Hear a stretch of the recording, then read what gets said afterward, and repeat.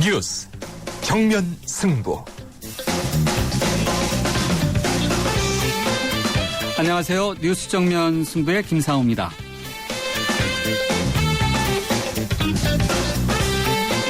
요즘 밤이 무서우신 분들 많으시죠? 바로 더위 때문인데요. 입추인 오늘도 폭염은 계속됐습니다.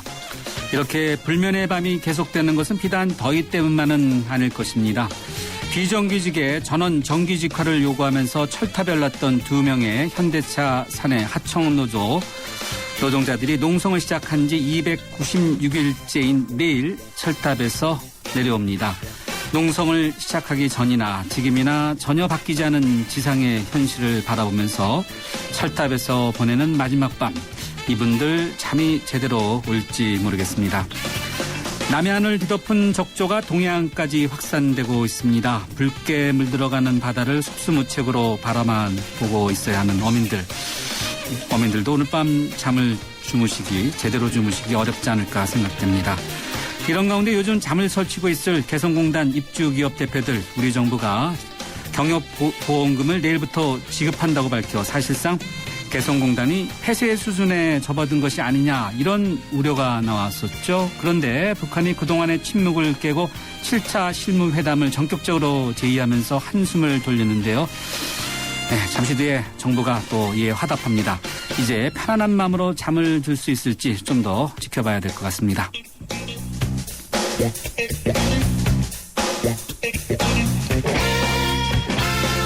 뉴스 정면 승부에서는 매일 우리 사회 현 주소를 대변하는 한 글자를 드리고 있는데요. 오늘 한 글자로 바라본 세상은 잠입니다. 잠에 대한 여러분들의 다양한 생각, 짧은 문자는 50원, 긴 문자는 100원의 유료 문자인데요. 휴대전화 우물정 0945번으로 보내주시면 방송에서 함께 하겠습니다. 8월 7일 수요일 뉴스 정면 승부 시작하겠습니다.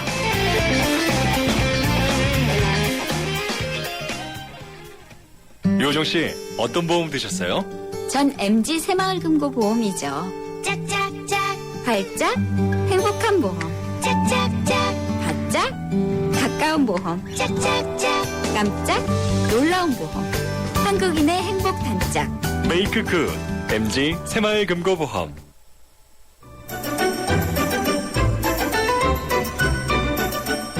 친절한 수현 씨의 까칠한 뉴스.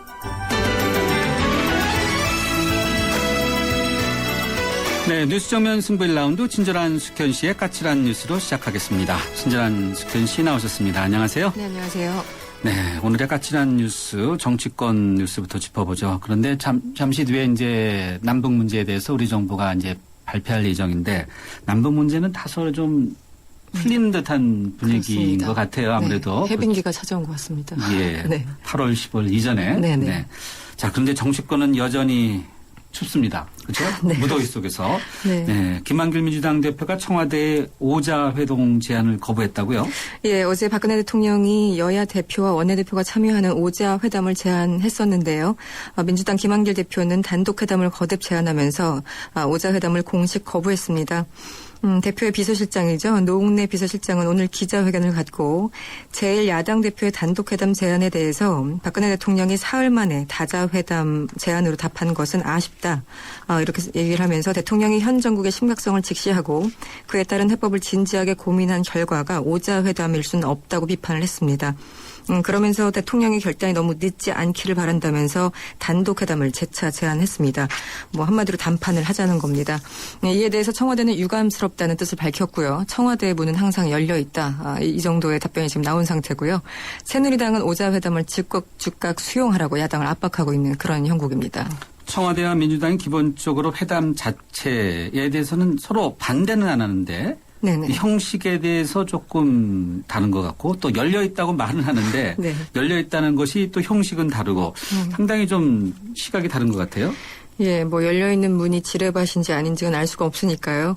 일단 민주당은 박근혜 대통령이 현 정국의 심각성을 직시하고 해법을 진지하게 고민했다고 보기 어렵다, 이런 입장입니다. 이 얘기는 청와대가 국정원의 대선 개입이라는 이 사태의 심각성을 인식하지 못하고 있다는 뜻일 텐데요. 특히 오자회담 제안은 결국 국정원 문제를 다루지 않기 위한 꼼수라고 보고 있습니다. 반면 청와대는 전혀 다른 얘기를 하고 있죠. 민주당이 NLL 문제 등으로 몰리던 그런 어떤 상황과 그리고 지도부와 강경파 간 당내 갈등을 돌파하기 위한 그 일종의 마지막 카드로 단독회담을 요구한 것으로 그렇게 해석을 하고 있습니다. 민주당도 청와대도 서로를 믿지 못하니까 서로 의도가 불순하다면서 사실상 손가락질을 해대는 거죠. 김한길 대표 측은 박 대통령이 야당 대표 시절에 노무현 전 대통령에게 요구했던 단독회담을 상기시켰습니다. 그러면서 당시 박 대표가 요구했던 어떤 틀이나 의전을 따지지 않겠다는 입장도 재차 밝혔습니다. 어쨌든 회담 형식을 놓고 민주당이 다시 청와대에 공을 넘긴 상태인데요. 향후 어떻게 될지 조금 더 지켜봐야 될 것 같습니다. 국정원에 대한 국정조사 문제는 다소 좀 탄력이 붙고 있나요? 예, 어느 정도 합의에 이르렀는데요. 어쨌든 미완의 합의문이긴 합니다. 오늘 여야가 만나서 합의문을 발표했습니다. 국정조사 특위 증인으로 원세훈 전 국정원장 그리고 김용판 전 서울지방경찰청장 등 29명을 채택하기로 일단 합의했습니다. 여야는 미합의된 증인에 대해서는 계속 협의한다고 밝히면서 일단 국정조사의 판을 깨지는 않겠다는 어떤 의지를 보인 상태입니다. 하지만 여전히 이제 미제 문제가 남아있죠. 민주당이 핵심 증인으로 요구하고 있는 김무성 의원 그리고 권영세 주중 대사에 대한 합의가 안 됐기 때문에 양자는 계속 협의하기로 절충한 것으로 보이는데요. 일단 14일에 원세훈, 김용판 두 중인이 청문회 첫날을 장식할 것 같고요. 미합의되거나 미출석된 증인에 대해서는 21일 날 재소환한다는 방침입니다. 네, 남북 문제는 잠시 뒤에 좀 짚어보도록 하고요. 네. 현대자동차 문제 짚어보죠. 현대자동차 사내 하청 노조죠. 사내 하청 노조가 아주 장기간 2명이 근로자가 철탑 농성을 했었는데 거의 한 300일 만이죠. 거의 1년이라고 봐야 되겠는데 1년 만에 내일 내려온다고요. 네. 예, 노동자 두 분이 철탑으로 올라간 지 정확히 295일 만에 오늘 내린 결론입니다. 현대차 사내 하청 노조는 현대차 울산 공장 송전 철탑에서 고공농성을 벌여온 비정규직 출신 근로자 최병승 씨와 전희봉 씨가 내일부로 농성을 해제할 것이라고 결론을 내렸습니다. 두 사람은 지난해 10월에 현대차 모든 비정규직 근로자의 정규직화를 요구하면서 송전 철탑 23m 지점에 그 난간 천막을 설치하고 농성에 돌입했습니다. 회사 측은 사내 하청 근로자 3,500명 신규 채용안을 제시했었지만 비정규직 지회는 직접 생산 공정과 관련된 모든 비정규직 근로자의 정규직화 이것을 내세우면서 대립해 왔고요. 여전히 합의점을 찾지 못한 상태입니다. 노사 협상의 진전이 없이 농성이 길어지자 지난달 20일에는 현대차 희망버스가 전국에서 모여서 울산 공장을 찾아가 다시 한번 주목을 받기도 했었습니다. 295일 만에 내려온다고요? 네. 예, 내일로 치면 내일로요? 296일이죠. 296일. 네네. 이분들 건강이 굉장히 안 좋다고 그래요. 그러니까? 그렇습니다. 예. 진짜 3일도 버티기가 힘든 그 위치일 텐데요. 이게 네. 300일을 버티셨으니까요. 네. 네. 다음에는 이 북한 관련 이야기라고 볼 수도 있고 또 영화 이야기라도 볼 수 있는데 네. 해군 장교들이 천안함 프로젝트 영화죠. 그렇습니다. 영화에 네. 관한 상영을 금지하는 것을 네. 청구하는 가처분 신청을 했다고요. 왜 그렇습니까? 예, 북한의 어뢰 공격으로 천안함이 침몰했다는 민군 합동조사단의 결론에 의문을 제기하는 영화죠. 천안함 프로젝트에 대한 상영 금지 가처분 신청이 제기됐습니다. 해군 한 관계자는 오늘 해군 장교들이 천안함 유가족 협회와 함께 의정부 지법에 영화의 상영을 금지해달라는 내용의 가처분 신청을 했다고 밝혔고요. 영화의 내용이 사실을 왜곡하고 당사자들의 명예를 훼손하고 있다. 그렇기 때문에 법적으로 대응하게 됐다고 설명을 했습니다. 이 영화는 부러진 화살 그리고 남영동 1985 등 이런 좀 그 문제작들을 만들었던 정지영 감독이 기획 제작한 것인데요. 천안함 사건과 관련해서 당시 제기됐던 여러 가지 의혹을 담고 있습니다. 다음 달 개봉될 예정인데요. 앞으로, 네. 네. 잠깐만요. 지금 정부가 남북 문제에 대해서 이제 발표를 하는데요. 잠깐 들어보죠. 다시 하겠습니다.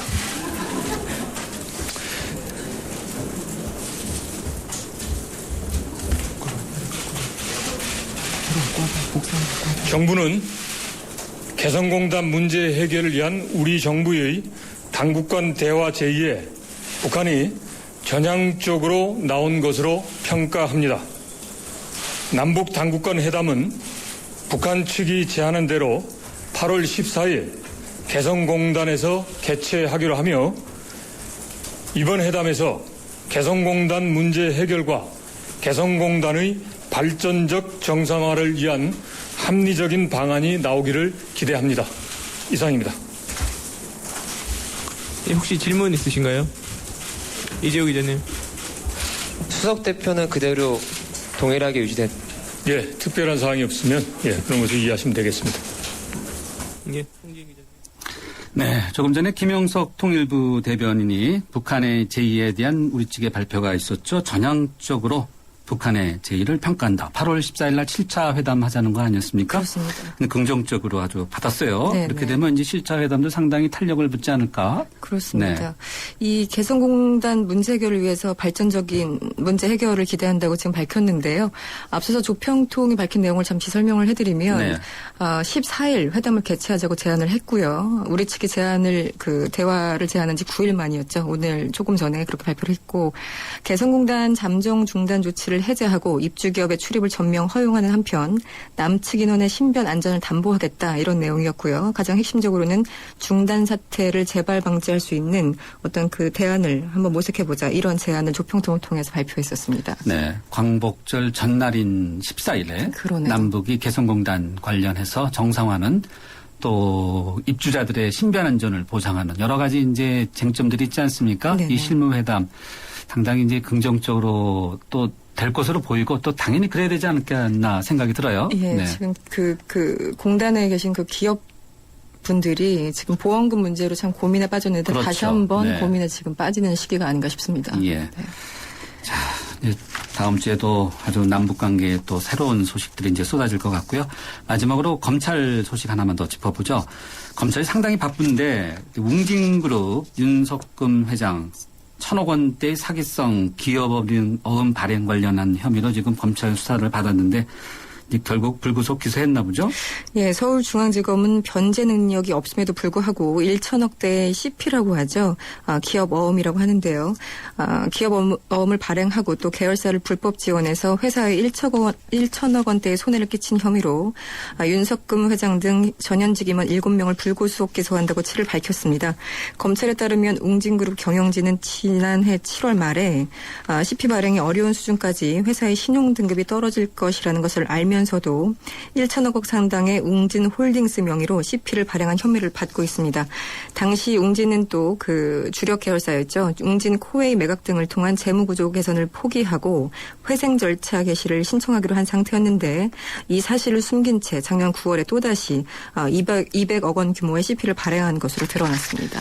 네, 웅진그룹은 사실 그 신화 아니었습니까? 그렇습니다. 네, 이제 결국 이런 또 비리 문제로 또 무너지는 것이 아닌가 이런 생각이 드네요. 네네. 네. 오늘 까칠한 뉴스 여기까지 듣도록 하겠습니다. 고맙습니다. 고맙습니다. 네, 지금까지 이숙현 시사 칼럼니스트였고요. 지금 시각은 6시 20분 21초 지나고 있습니다. 잠시 뒤에 민주당의 김성건 의원 연결해 보겠습니다. 대한민국의 하루, 여러분의 하루를 정리해드립니다. YTN 뉴스 FM, 뉴스 정면 승부. 네, 뉴스 정면 승부 1라운드 첫 번째 인터뷰, 정면 인터뷰 함께 하시겠습니다. 이번 인터뷰는 조금 전 우리 정부가 북한의 제의에 화답한 개성공단 문제 상세히 짚어보도록 하겠습니다. 우리 정부의 최후 통첩성 회담에 대해서 북한이 열흘 가까이 침묵을 지키다가 드디어 입을 열었고 7차 실무회담 오는 14일에 개최하자 우리 정부는 긍정적으로 평가한다, 전향적으로 평가한다 해서 7차 실무회담이 열리게 돼 있는데요. 개성공단의 정상화 촉구를 위해서 삼천배를 했던 분이시죠. 민주당의 김성건 의원 연결해서 관련된 내용 들어보도록 하겠습니다. 그리고 오늘 청와대가 제안한 5자 회담 거부하고 또 단독 회담 거듭 제안한 민주당 입장 어떤 건지 들어보도록 하겠습니다. 김 의원님 안녕하세요. 네, 안녕하십니까. 반갑습니다. 예, 조금 전에 우리 정부가 긍정적으로 평가한다, 전향적으로 평가한다 이런 답을 내놨는데요. 네, 그렇습니다. 어떻게 좀 평가하시는지요? 사실 그렇습니다. 저도 사실 방금 제 이름으로 보도자를 냈습니다만은 지난 그 6차 회담 때 제일 걸림돌이 됐던 것이 이제 재발 방지에 대한 문제인데 예. 그때 이제 북측에서 제안한 그 6차 회담 그 제안에 보면은 북쪽은 정세 영향을 받음 없이 공업지구의 정상 운영을 보장하며 그리고 뒤에 톤을 달았습니다. 어떻게요? 그에 저해되는 일을 일치하지 않기로 한다. 예. 근데 그건 다시 말해서 그 뒤에 또 이제 붙는 말들이 있는데 공업지구를 겨냥한 그러니까 북한의 그 공업지구를 겨냥한 불순한 정치적 원동과 군사적 위협을 하지 않는다는 것을 담보하라. 남측이. 네. 예, 그게 또 부가적으로 붙어 있었습니다. 그런데 네. 이번에 그런 말들을 일체 빼고 네. 정세 영향을 받음이 없이 공업지구로 정상 운영을 보장한다. 이렇게만 한 것은 그 남북 간에 지금 최대 걸림돌이 됐던 아까 말씀드린 그 부분 그것을 북쪽이 스스로 제거했다 하는 것은 대단히 좀 큰 변화고요. 사실 제가 지난 7월 31일 날 예. 남북 당국에 중재안을 낸 적이 있습니다. 네. 이렇게 해서 서로가 받는 게 좋지 않겠느냐 하는 예. 보고하고 거의 내용이 똑같아서 그렇습니까? 네. 제가 제 자랑하려고 하는 것이 아니라 예. 이 정도면 회담을 좀 할 만한 좀 환경이 되지 않았나 네. 그런 생각이 듭니다. 네. 위원님이 7월 30일 날 낸다는 거 거의 똑같다. 네. 네. 자, 그러면은 이 부분이 박근혜 정권이 지금까지 취해온 대북 정책, 일관된 정책을 북한이 결국 수용했다. 이렇게 봐도 무방할까요? 글쎄 이제 박근혜 대통령의 좀 원칙에 대해서 북측도 좀 받아들인다는 신호로 볼 수 있고요. 예. 또 어떻게 또 보면은 그 북측도 어쨌든 개성공단 정상화를 위해서 예. 보다 적극적으로 나왔다.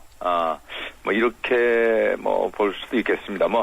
그 북측 입장에서 박근혜 대통령의 원칙이 이렇게 따랐다 이렇게 하기는 어렵겠죠. 네. 그런 어쨌든 전향적으로 나온 건 다행이라고 생각을 합니다. 네. 그러면은 7차 실무회담 14일 하기로 했는데. 네네.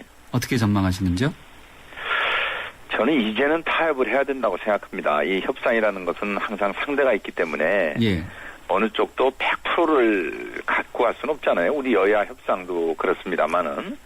그렇기 때문에 한 7, 80% 정도가 됐다 하면은 저는 그 북쪽에서 그동안 우리 측이 요구했던 공단의 국제화 문제 그리고 통관 통행 또 등등의 그 삼통 문제 예. 이런 것들을 이번에 풀기로 보장을 했기 때문에 예.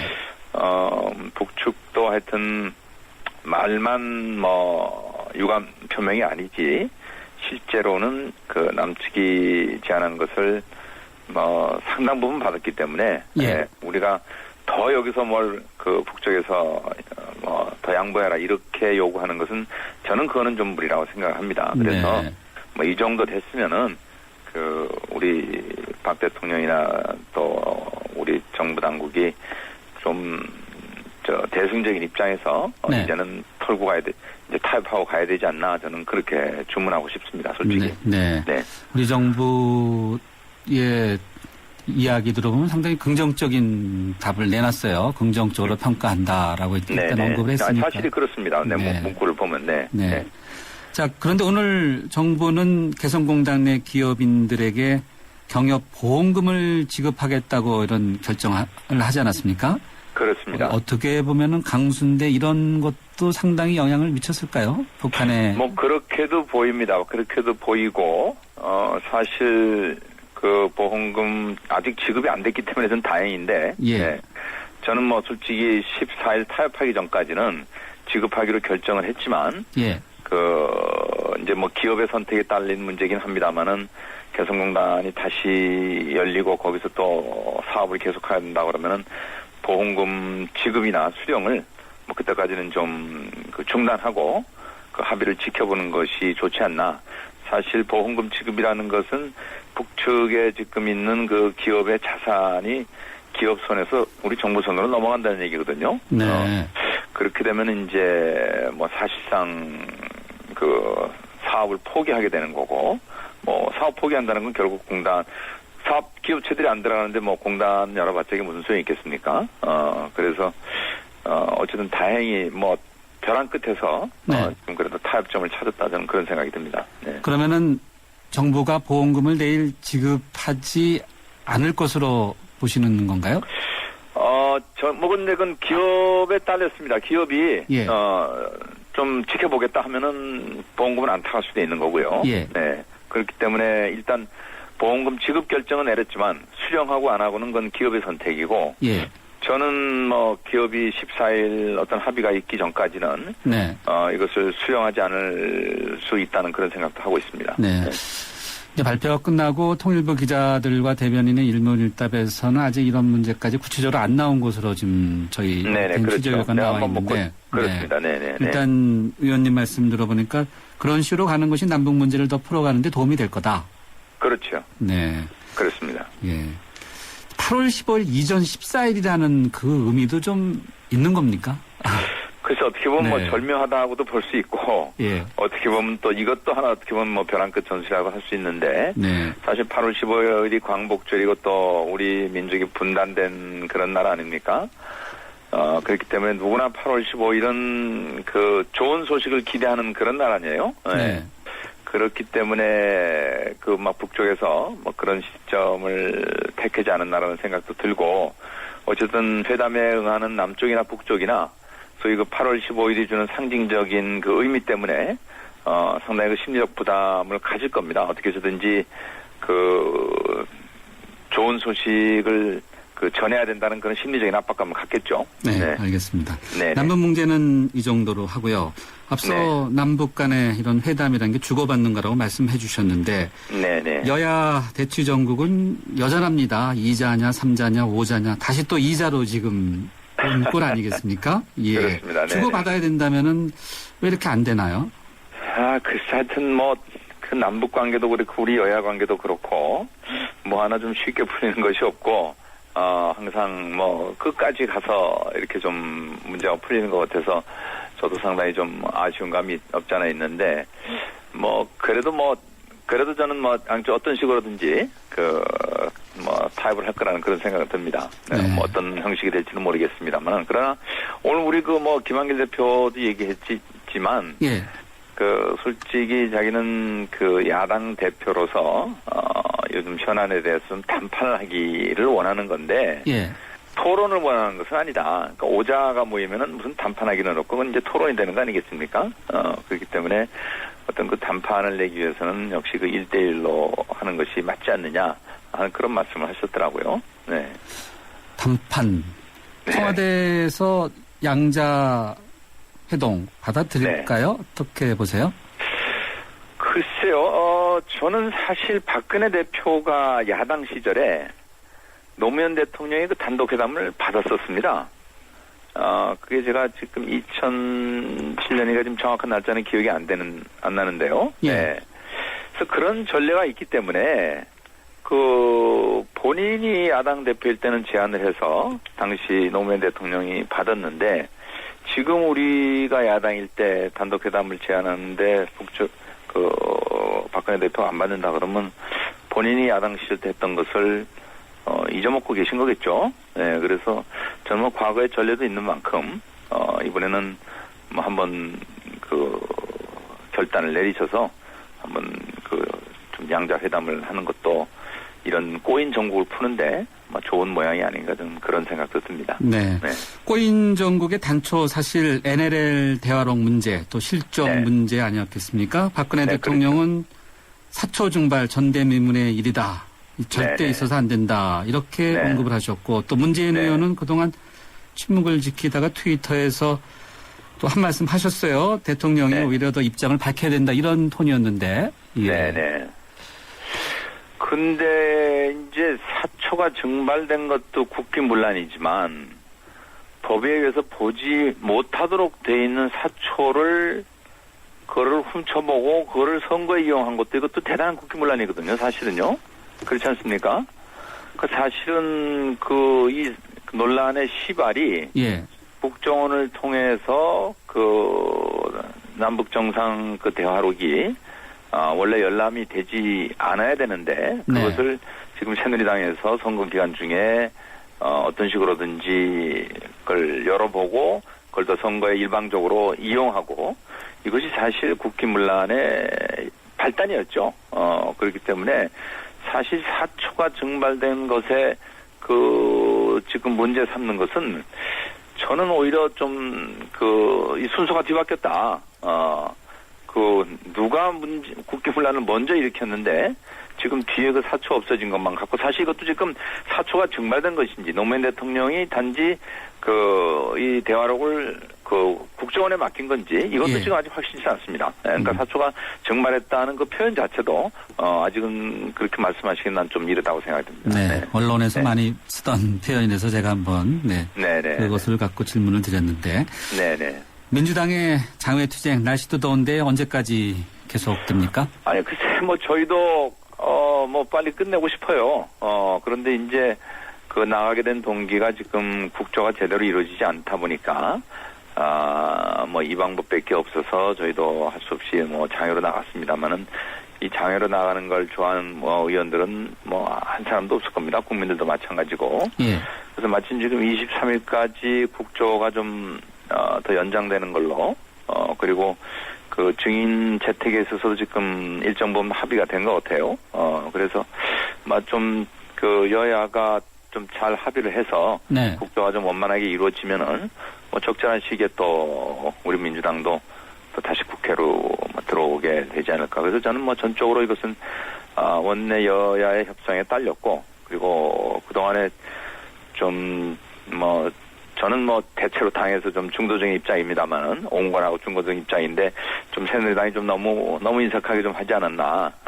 좀 여당답게 이게 좀 통크게 좀 해줬으면 좋겠는데 너무 좀 야박하게 하다 보니까 민주당이 할 수 없이 이런 좀 힘든 길을 택하게 된 것이 아닌가 해서 사실 지금 우리 지도부가 그래도 과거 어떤 지도부에 비해서는 상당히 좀 합리적으로 그리고 온건하게 일을 처리하려고 상당히 노력을 하고 있는 지도부거든요. 그래서 그런 걸 좀 고려해서 좀 새누리당에서 앞으로 좀 국조를 진행하는데 그리고 제대로 좀 응해줬으면 좋겠다는 부탁 말씀 좀 드리고 싶네요.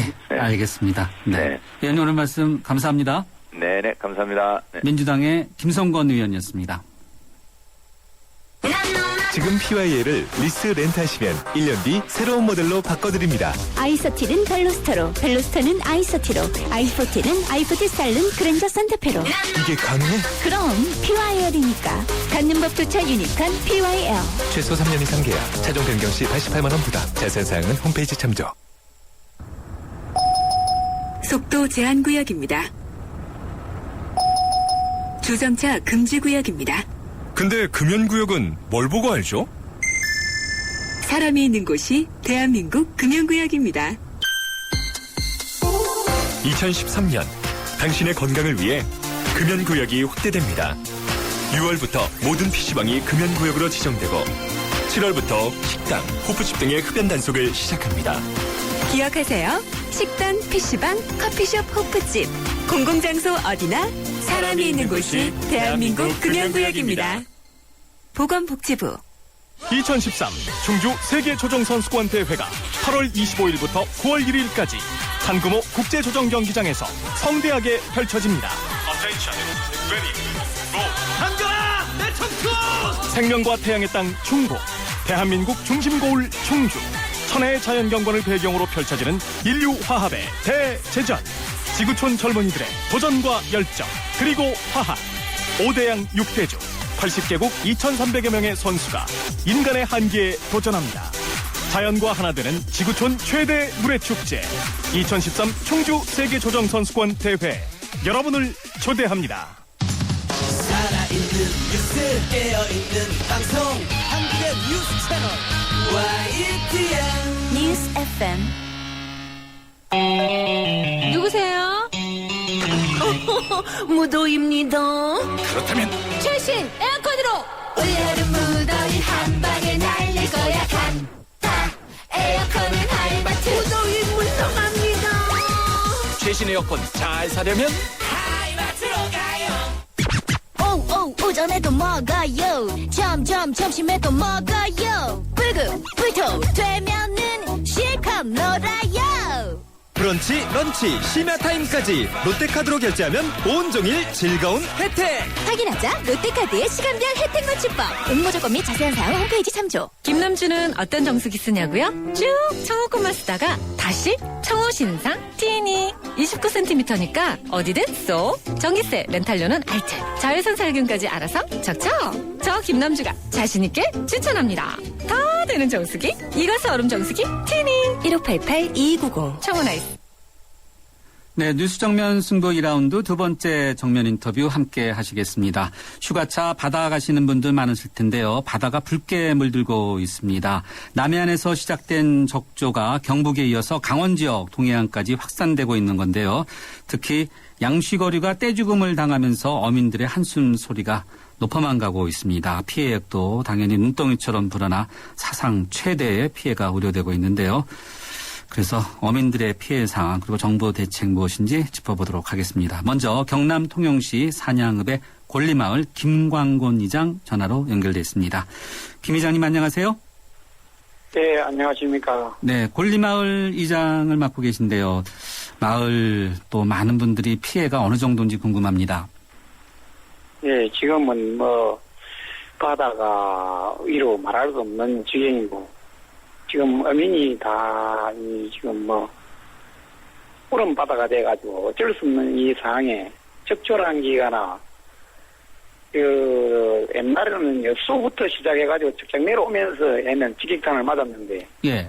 올해는 우리 말부터 직격탄을 맞았기 때문에, 지금 피해라는 건 이루 말할 수 없습니다. 네. 주민들 대부분이 바다일, 어업 관련해서 생계를 이어가시는 거죠? 예, 기르는 사업을 하고 있죠. 예. 자, 이전의 적조 현상과 비교해보면 이번 어느 정도 심해요? 이번 적조라는 거는 바로 사람을 치면 바로 바로 살인과 같은 이런 적조라고 생각하면 됩니다. 네. 이루 손쓸 여유도 없었고, 또 옛날에는 바다 위에서 그 적절한 생물체가 이 떠다리 항토와 살포를 하면은 어느 정도 그 피해가 작았는데, 지금은 바다 깊숙이 밑에서 침투를 해 올라오기 때문에, 네. 한마디로 말해서 그 북한의 무장 공비가 네. 땅굴로 파고 올라오는 것처럼 지금 하고 있는 현상입니다. 네. 북한의 무장공비가 마치 땅굴을 파고 올라온 것 같고 또 병으로 따지면 살인이나 다름없다 이렇게 한 적조의 심각성을 언급해 주셨는데 황토 뿌리면서 여러 가지 조치를 한다고 들었는데 이건 별 효과가 없나요? 아니면 안 하고 있습니까? 어떻습니까? 지금 항토, 살포도 다른 때에는 항토가 적조가 깨지고 이랬는데, 네. 지금은 밤낮이 없습니다. 옛날에는 몇 년 전만 하더라도, 오면은 낮에 왔다가, 밤에는 소멸이 되고 이랬는데, 연일처럼 일기상으로 봐서는 가뭄이 들어 그랬는지, 천지지변으로 그래가지고, 지금 적절한 건 이루 말할 길이 없어요, 지금은. 네. 참, 이거 참 안타깝네요. 정부가 어떤 대책을 하는지 상당히 궁금한데, 이장님 오늘 말씀 여기까지 듣고요. 저희가 정부가 어떤 대책을 세우고 있는지 한번 짚어보도록 하겠습니다. 이장님 오늘 말씀 감사합니다. 그래서 이거를 지금 정부에서 우리 대통령, 박 대통령께서 제 직으로 인정해 주시고, 또 그에 대한 어민들을 살릴 길을 하면은 저희가 하고 싶은 이야기는 양식 의대금이라든지 모든 의대금 이거를 갖다가 상한을 해주는 것도 있고, 신용부도 더 늘려서 이렇게 해줘야만이 우리 소규모 어촌계 의장이 살아나갈 수 있습니다. 예, 알겠습니다. 예, 이장님 여기까지 듣겠습니다. 감사합니다. 예, 감사합니다. 네. 김광곤 이장이었고요. 이번에는 전 국립수산과학원 원장이었고 현재는 해양수산부의 차관을 맡고 계신 손재학 차관 연결해서 관련된 내용 들어보도록 하겠습니다. 손 차관님 안녕하세요. 예, 안녕하세요. 조금 전에 우리 김광곤 이장님 인터뷰 들으셨죠? 예. 아주 뭐 거의 살인적이다고 언급을 해주셨는데 예. 먼저 재해직으로 인정해달라 이런 지금 민원입니다. 네. 예. 가능한가요? 국가 재난 지역으로 지정을 해달라는 이제 지자체 건의가 있습니다. 이것은 이제 우리 안전행정부에서 검토를 한 사항인데요. 아, 이미 했습니까? 예. 네. 이 국가 재난 지역으로 선포를 하는 것은 우리 피해 어업인들한테 직접적인 도움이 가는 것이 아니라 이제 지자체의 재원을 이렇게 도와주는 것입니다. 그래서 저희들은 어업인들한테 직접적으로 도움이 될 수 있는 방안부터 먼저 찾고자 하고 국가 재난 지역 선포권은 안행부에서 검토를 하고 있는 사안인데 실질적으로 어민한테 도움되는 쪽으로 지금 검토를 진행시키고 있는 것으로 알고 있습니다. 어떤 것들이 있습니까? 어민들에게 직접적인 도움이 되는 것들? 네. 우선은 이제 저희들이 현장에서 요구하시는 것이 어린 물고기들은 피해를 입기 전에 방류할 수 있도록 해달라 하시는 요청이 있어서 예.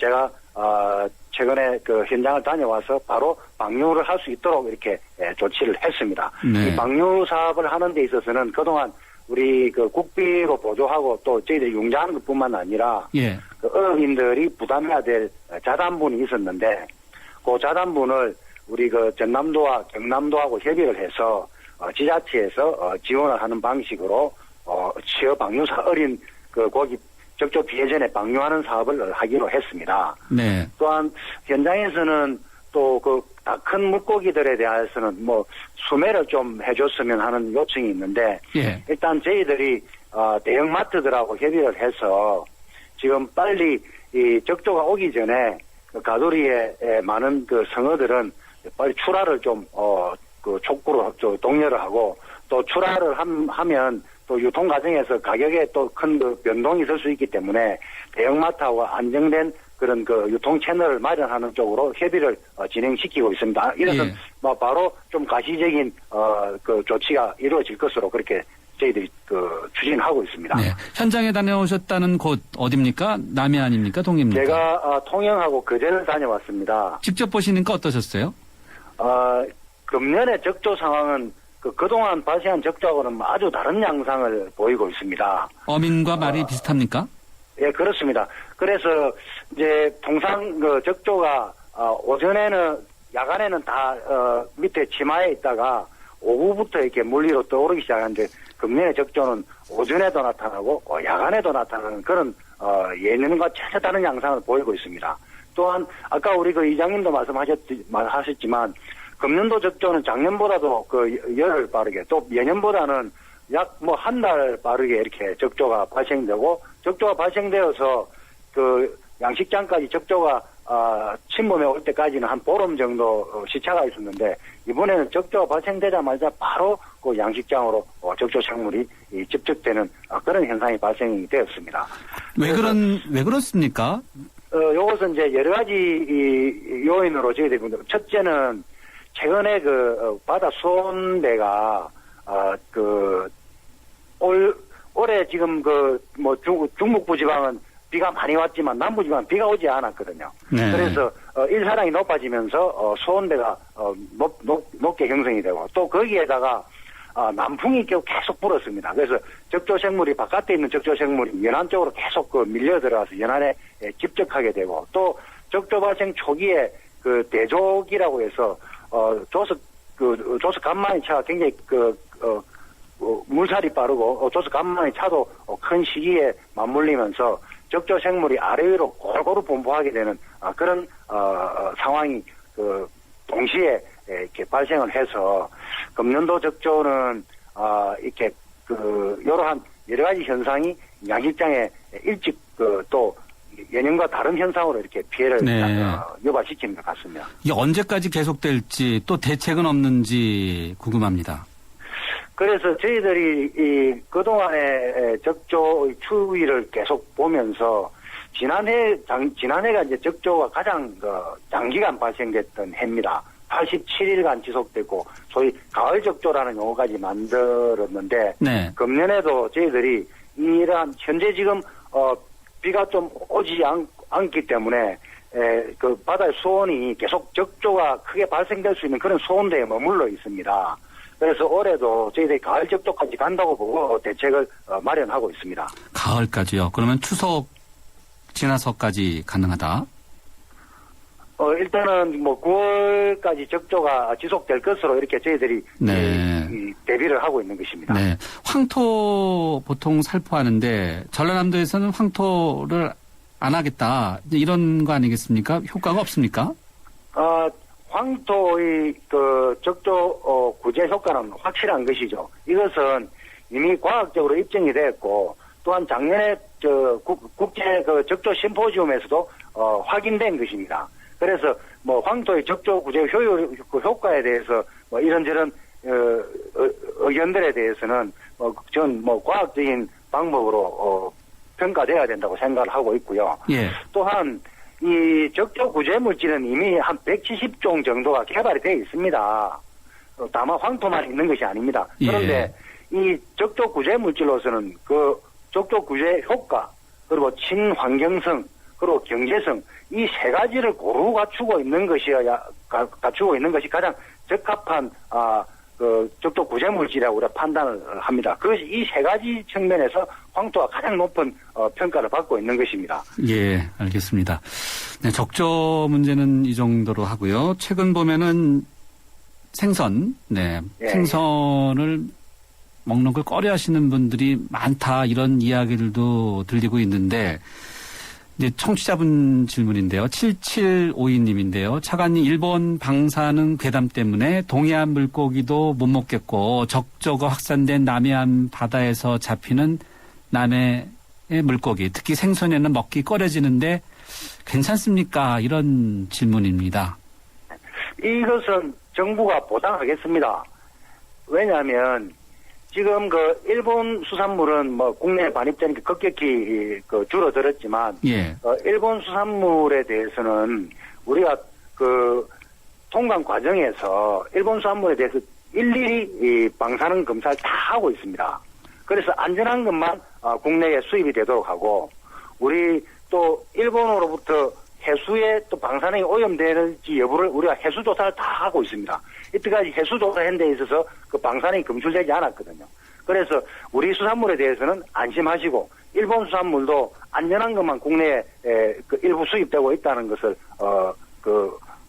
대해서 안심하셔도 충분히 안심하셔도 되는 것이고 그리고 적조가 발생된 지역에서는 적조에 영향을 입은 어류들은 출하하지 않습니다. 그래서 그 적조가 어떤 거냐면 적조가 독성을 가지고 있는 것이 아니라 점액질을 가지고 있습니다. 그래서 물고기에 아가미에 붙으면 물고기가 이렇게 호흡을 못 해가지고 그 질식사하게 되는 것이죠. 그래서 사실은 그 물고기에는 어떤 그 인체에 유해한 영향을 주는 것은 아니지만 그 적조로 인해 가지고 물고기가 폐사하면 저희들이 전부 수구해서 폐사 처리하고 복구비를 지원해 줍니다.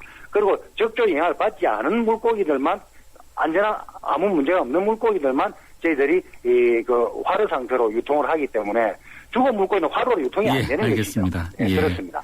이제 차관님께서 국립수산과학원 원장이셨잖아요. 예, 그렇습니다. 그래서 이렇게 상세하게 이제 설명을 해주시는데 차관을 맡은 다음에 수산과학원 원장 자리가 현재 공석 아닙니까?